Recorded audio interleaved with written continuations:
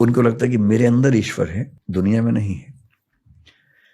कबीरदास ने एक दोहा लिखा, मोको कहाँ ढूंढे रे बंदे, मैं तो तेरे पास में, ना मैं देवल ना मैं मस्जिद ना काबे कैलाश में।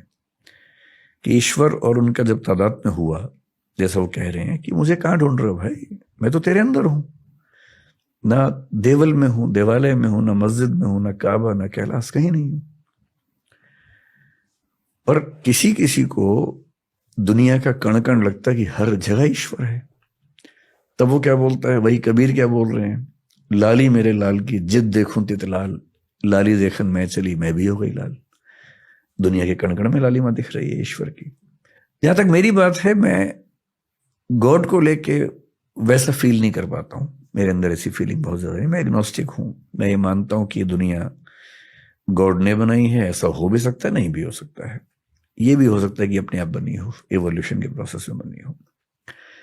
मुझे ये जरूर लगता है कि ज्यादा चांसेस हैं कि कोई ना कोई फोर्स है इस सब के पीछे, पर वो फोर्स वैसी एकदम नहीं है जैसा धर्मों के लोग मानते हैं। वैसा होने का स्कोप ही नहीं है। धर्मों का विकास, ह्यूमन बीइंग का जो कॉग्निटिव डेवलपमेंट है, जब हम पहली बार सोचने लगे, हम तो मतलब कई अरब साल का प्रोसेस है एवोल्यूशन का, तब उन्होंने सोचा कि ये सब कैसे बना होगा। इमेजिन किया कि ईश्वर ने बनाया होगा, लंबे समय के बाद इमेजिन किया। इंटरेस्टिंग है कि भारतीय परंपरा में विष्णु के 10 अवतारों में पहला मत्स्य अवतार है, मछली का, पानी के अंदर। एवोल्यूशनिज्म कह रहे कि पानी से ही शुरुआत हुई। इतनी छोटी पृथ्वी के कुछ हजार साल के अनुभवों से हमने थियरीज बना ली हैं बड़ी बड़ी, कि भगवान, अल्लाह, गॉड। और आप देखेंगे बाइबल में, क्रिश्चियनिटी में ये माना गया कि ईश्वर ने पृथ्वी बनाई, एडम के लिए बनाई।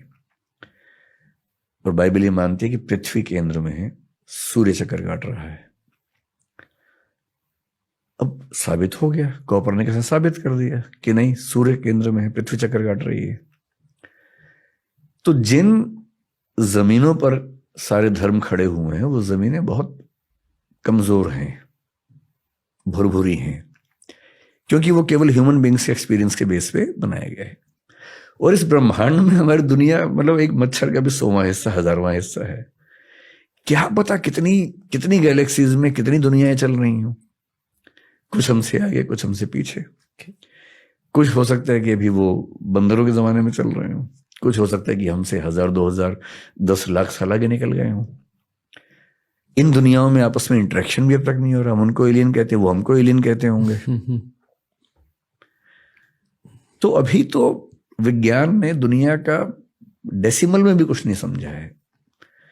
अभी से हम ये इंटरप्रेट कर दें कि एक भगवान है जिसने ऐसा ऐसा किया, पॉसिबिलिटी है।